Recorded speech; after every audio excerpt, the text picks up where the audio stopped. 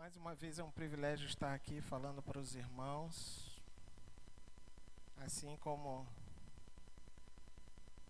não é fácil. Mas eu gostaria que os irmãos abrissem suas Bíblias em Lucas, capítulo 9, verso 23.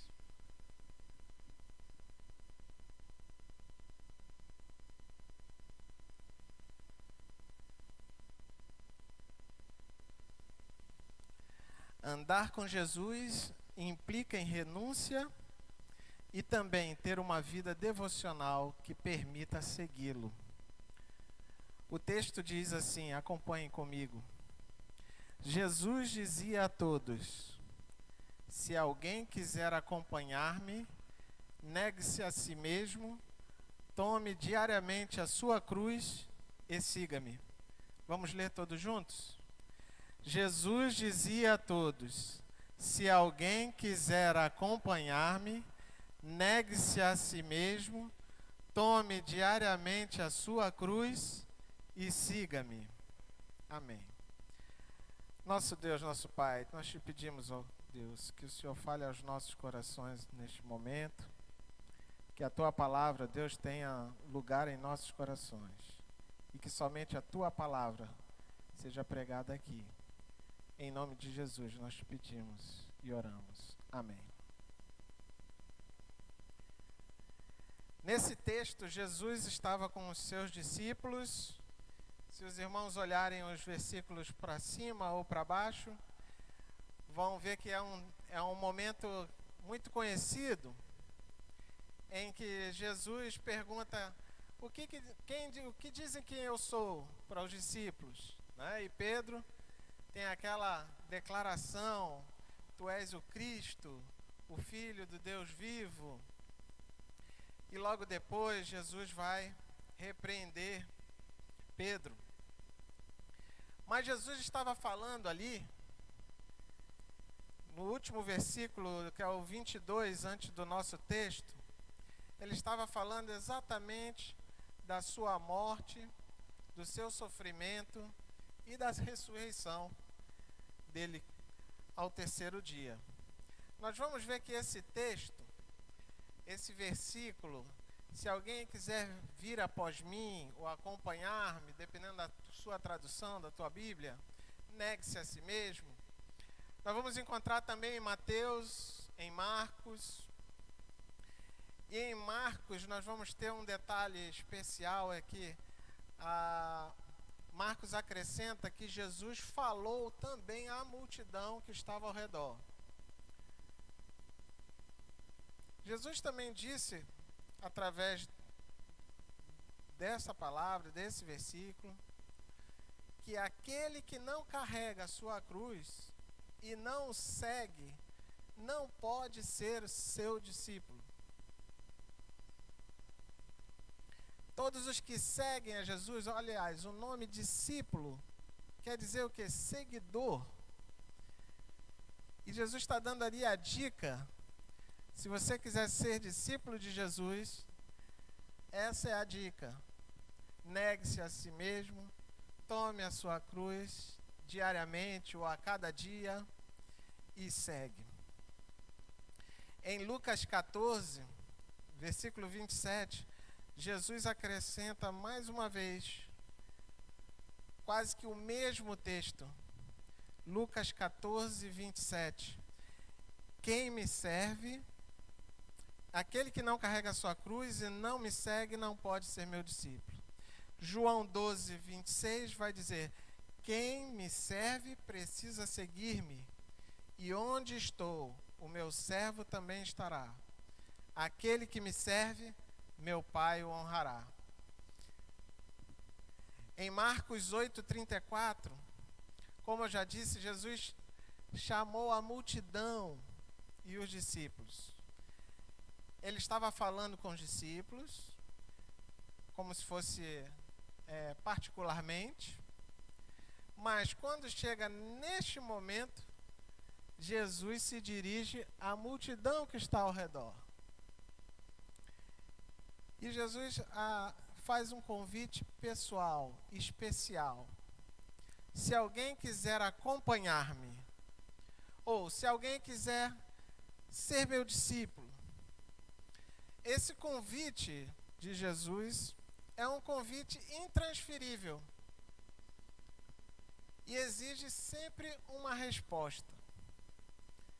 Quando Jesus faz esse convite, aqueles que estavam ouvindo precisavam dar uma resposta, tomar uma decisão. Diante de um questionamento desse, não há como ficar sem resposta.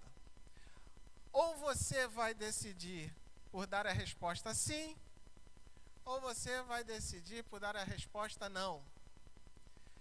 Se você ficar calado, a resposta já é não. Se você não se mexer, a resposta já é não. Quer queiramos ou não, temos que tomar uma decisão. E hoje, queremos ser realmente discípulos de Jesus? O texto mostra que ao aceitar esse convite, nós temos duas coisas a fazer. A primeira delas é negar-se a si mesmo. Mas o que seria isso? Negar a si mesmo significa, primeiramente, em renunciar ao eu, numa atitude de autonegação. É abrir mão da sua própria natureza, da sua religiosidade, da sua capacidade, do seu intelecto, das suas obras, de tudo aquilo que você faz, e entregar os méritos todos para Jesus. Filipenses 3, versos 7 a 9, diz assim, Paulo, escrevendo aos Filipenses: mas o que para mim era lucro, passei a considerar perda por causa de Cristo. Mais do que isso, considero tudo como perda, comparado com a suprema grandeza do conhecimento de Cristo Jesus, meu Senhor, por cuja causa perdi todas as coisas.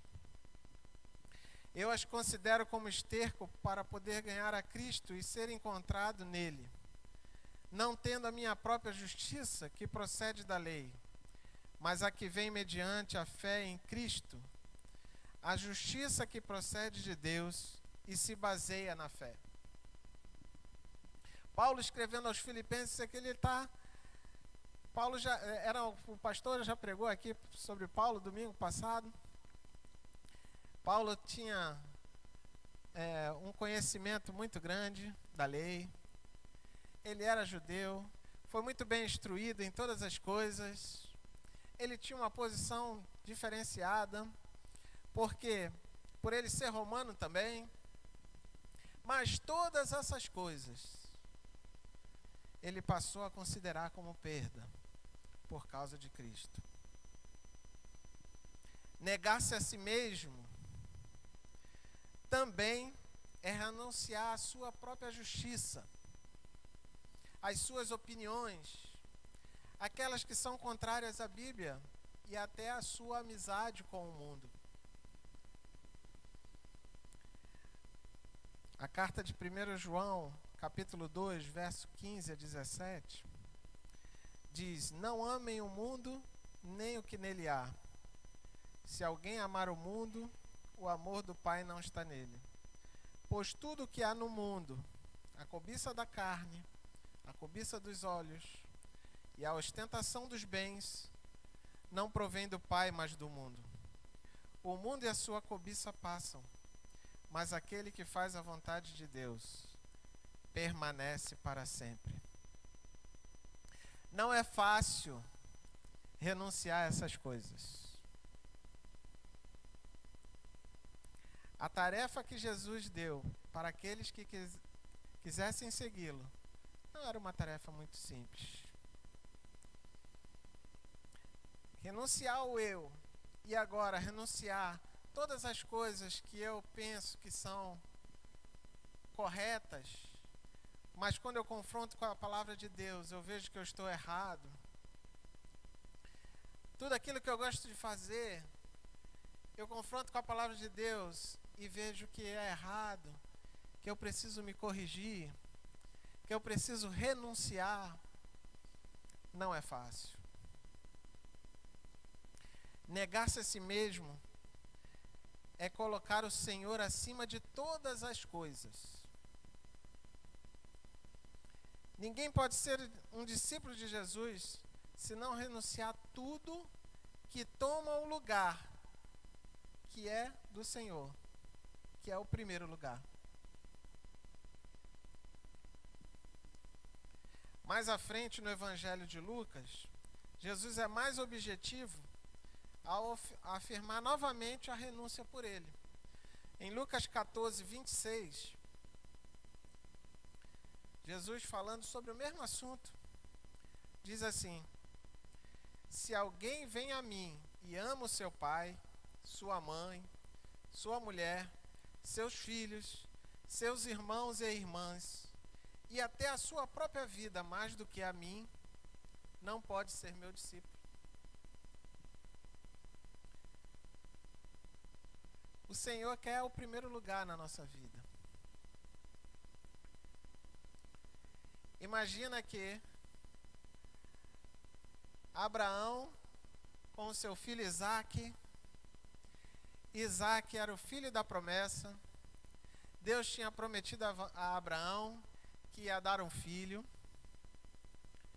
Já tinha dito que não seria Ismael. Nasce Isaque. Isaque cresce. É uma alegria na casa de Abraão. E de repente Deus fala assim: Abraão, você vai me entregar quem? Isaque. Isaque certamente era a coisa que tinha maior valor para Abraão. E Deus pediu para entregar Isaque. Deus queria saber de Abraão quem é que estava no primeiro lugar. Abraão precisava mostrar, entregar, colocar no altar do Senhor. Como Marcos disse, Jesus chamou a multidão, dá a entender que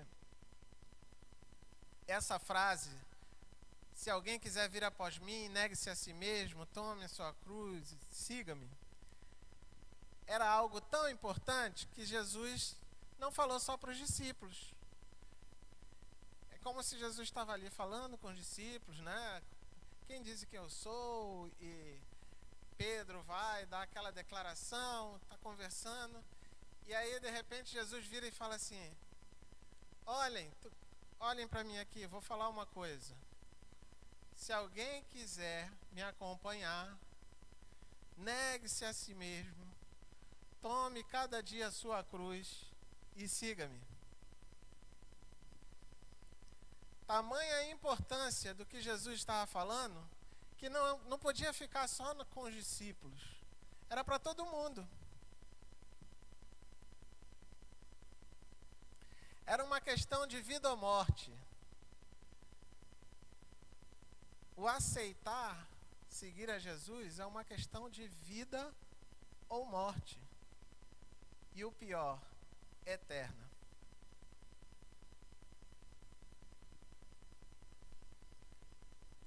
Perceba que antes da sentença negue-se a si mesmo, Jesus usou a expressão acompanhar-me, vir após mim. Essa expressão significa unir-se a Ele, não simplesmente acompanhá-lo. Afinal de contas, quantas pessoas acompanhavam Jesus? Por onde ele andava, o povo apertava Jesus. Pessoas estavam do lado de Jesus. Mas Jesus não estava querendo dizer isso. Jesus estava querendo que você se unisse a Ele. Não era o literalmente andar ao lado dele. Um outro fato que tem nesse texto é que, além de negar-se a si mesmo, nós devemos fazer tomar diariamente a nossa cruz. O que seria isso? Primeiramente, vamos falar o que não é isso.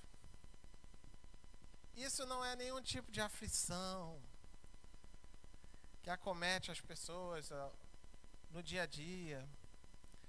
Não é você estar passando uma tribulação. Algumas pessoas pensam em levar a cruz das suas vidas e acabam enaltecendo essa cruz e diminuindo o significado da cruz de Cristo. Porque o sacrifício da cruz de Cristo é muito superior com qualquer coisa que nós passemos nessa vida. Nós nunca podemos comparar a cruz que somos convidados a carregar com a cruz que Cristo carregou. Isso é um falso entendimento de que o sofrimento de Cristo é comparável ao nosso dia a dia. Tomar diariamente a sua cruz não traz significado de condenação ou castigo. Apesar de que a figura da cruz, quando Jesus falou tomar a sua cruz diariamente, naquele momento, naquela situação, naquele contexto, a cruz significava o quê? A cruz significava condenação. Era uma forma de condenar alguém à morte.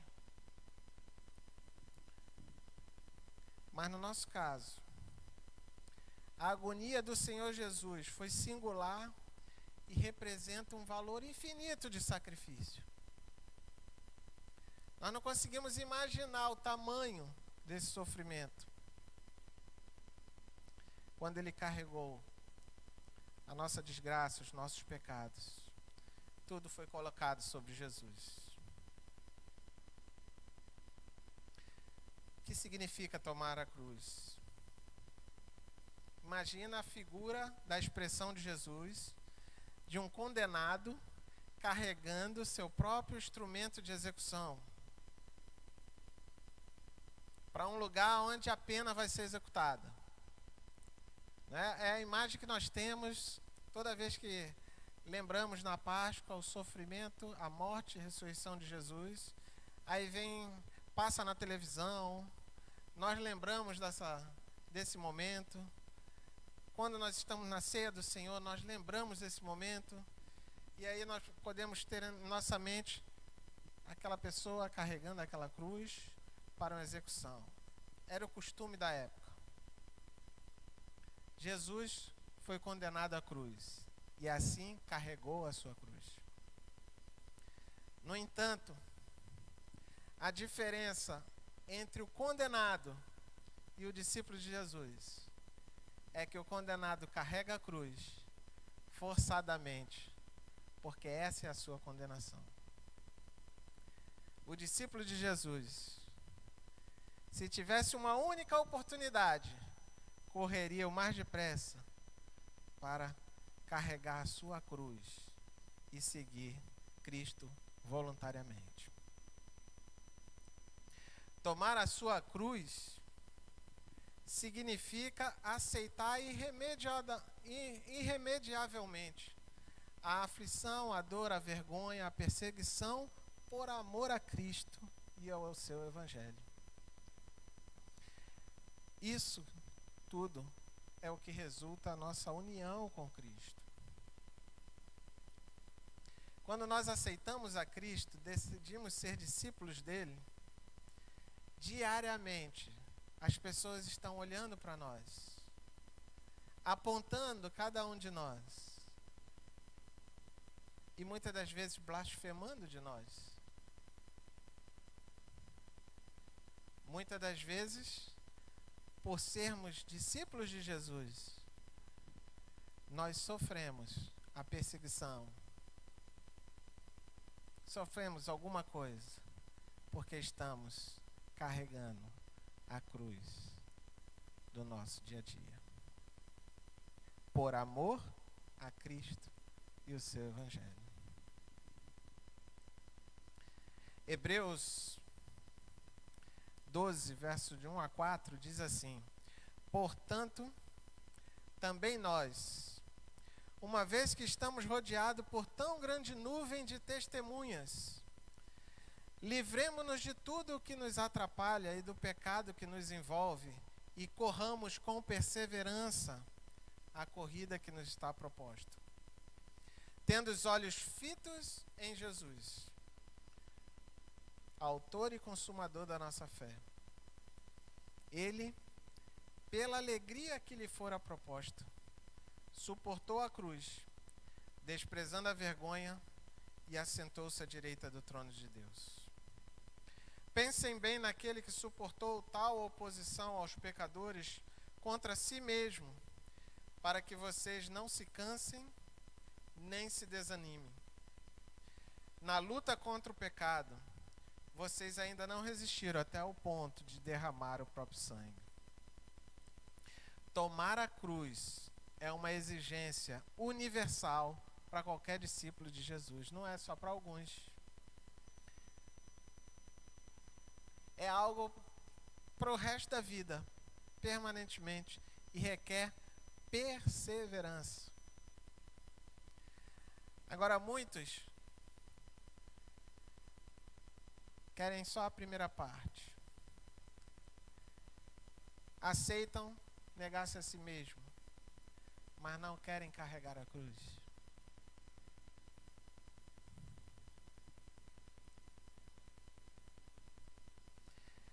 Um detalhe importante no texto é que a expressão diz: tome cada dia a sua cruz. Aqui, claramente, a implicação de que a cruz, ela é pessoal, ela não é repartida e nem dividida. Ah, porque a minha esposa carrega a cruz. Não, cada um vai carregar a sua cruz. Ela é sua, não é do próximo. E carregá-la deve ser uma tarefa diária. Após renunciar à sua vontade, tomar a cruz, o discípulo de Jesus, ele olha para o Senhor e segue. Trata-se de um desafio diário viver como Cristo viveu. Ser discípulo de Jesus é seguir pessoalmente a Jesus, caminhando nas suas pegadas.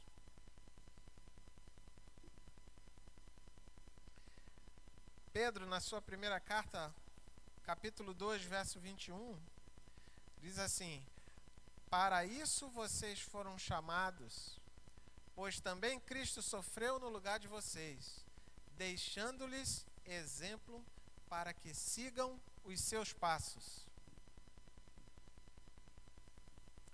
Como deve ser seguir a Jesus, pisando em suas pegadas?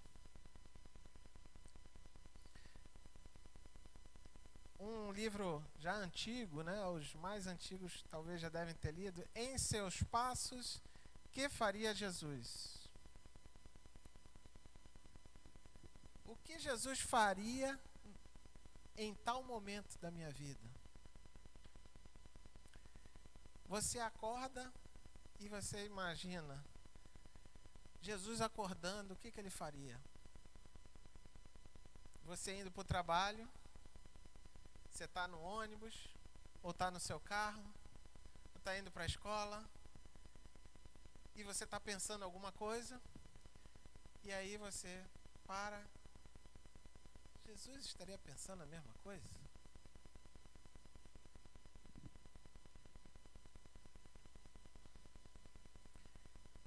Ser discípulo de Jesus, andar com Ele, caminhar nas suas pegadas, estar ligado a Ele, unido a Ele, faz com que também nós obedeçamos a Ele, as suas ordens. João capítulo 15, versos 14 e 15 diz: vocês serão meus amigos se fizerem o que lhes ordeno. Já não os chamo servos, porque o servo não sabe o que o Senhor faz.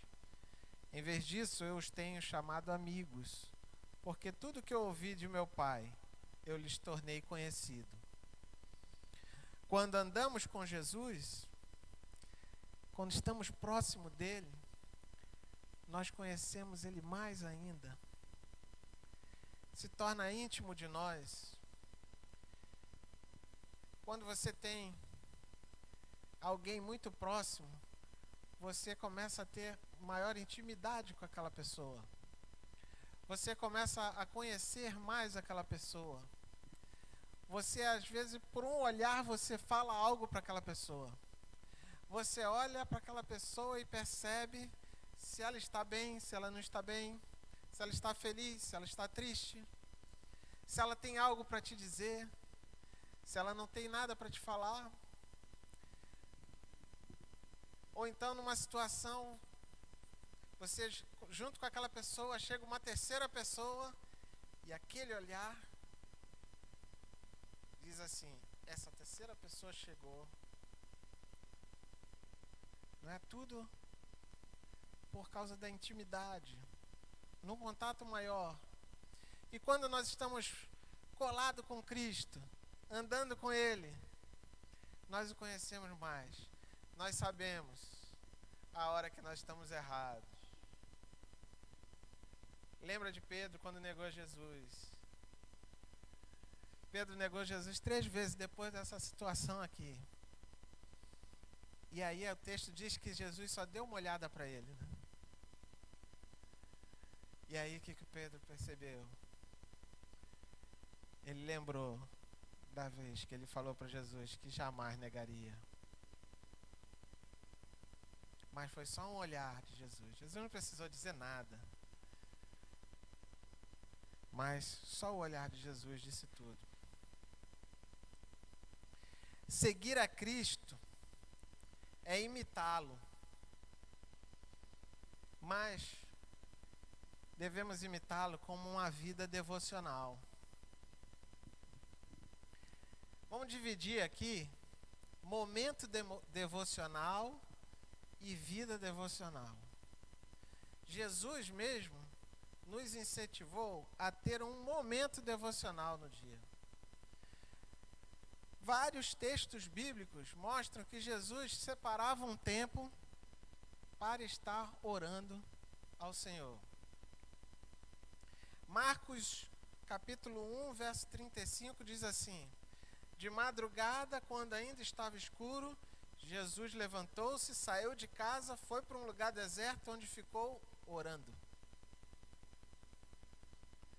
Lucas 4:42 diz: ao romper do dia, Jesus foi para um lugar solitário. Lucas 5:16 diz: mas Jesus retirava-se para lugares solitários e orava. Lucas 6:12 diz assim: num daqueles dias, Jesus saiu para o monte a fim de orar e passou a noite orando a Deus. É um exemplo que Jesus deixa para nós, de nós termos sempre um momento devocional. Nós vivemos em dias tensos, intensos, muitos afazeres, muitas coisas, a nossa agenda é apertada, cheia de correria, de intervenção, as nossas necessidades não terminam. Eu costumo dizer que eu peço a Deus para multiplicar minhas horas, para que eu possa colocar dentro das 24 horas tudo que eu preciso fazer. E às vezes nós terminamos e não priorizamos o nosso momento devocional. Nós não temos foco nisso. Se não temos o tempo para isso, é porque não é importante. Porque tudo que é importante a gente encontra um lugar na agenda. Mas se você não encontra lugar na agenda para um momento devocional, é porque não é importante para você. O discípulo de Jesus, ele precisa de um momento devocional, um encontro com seu mestre.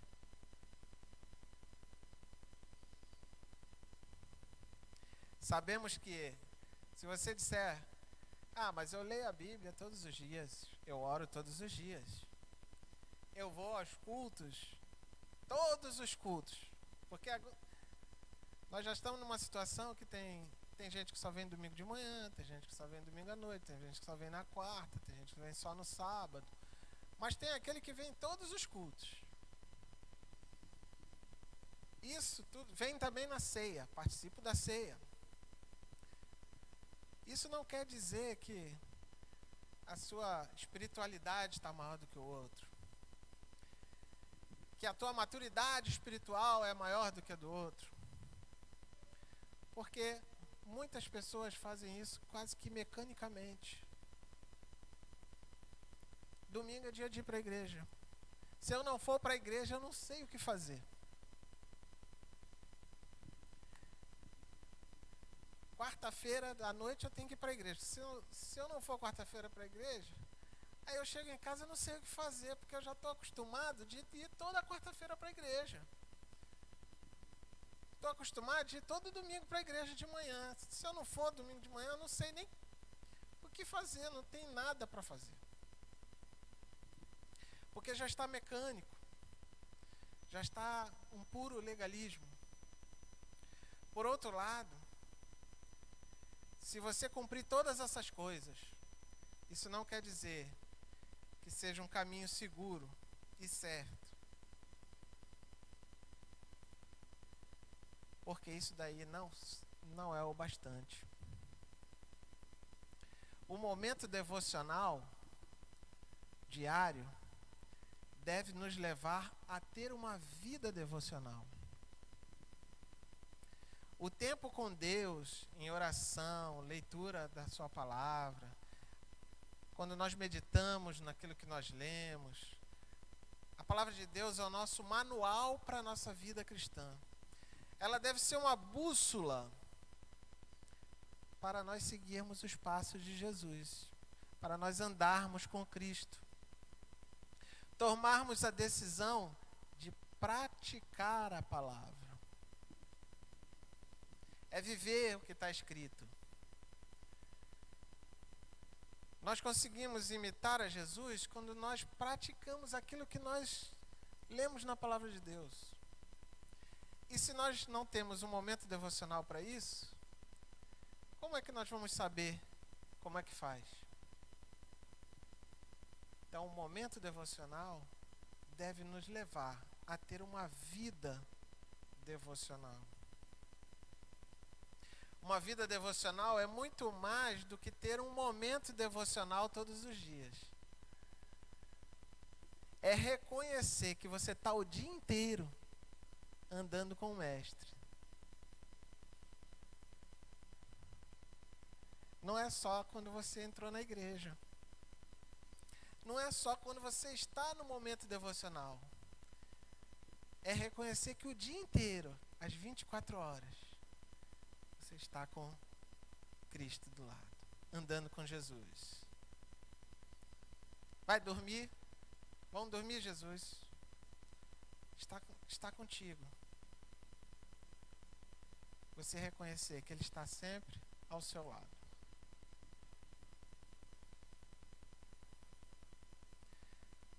A igreja de Antioquia é uma das 3 igrejas que exerce grande influência no primeiro século. As outras 2 eram de Jerusalém e de Éfeso. Mas de Antioquia, Lucas escreve em Atos, capítulo 11, verso 26, que os discípulos foram chamados pela primeira vez de cristãos. Por que eles foram chamados assim? Porque a igreja de Antioquia era formada de membros que eram parecidos com Jesus. As pessoas olhavam os membros da PIB de Antioquia e falavam, ele parece com Jesus. E eles foram chamados pela primeira vez de cristãos. Os mais antigos aqui devem lembrar quando éramos chamados de Bíblias, porque nós andávamos com a Bíblia. A identificação do crente era andar com a Bíblia. Então as pessoas, os Bíblias estão indo ali. Assim como os crentes de Antioquia eram chamados de cristãos, seguidores de Cristo.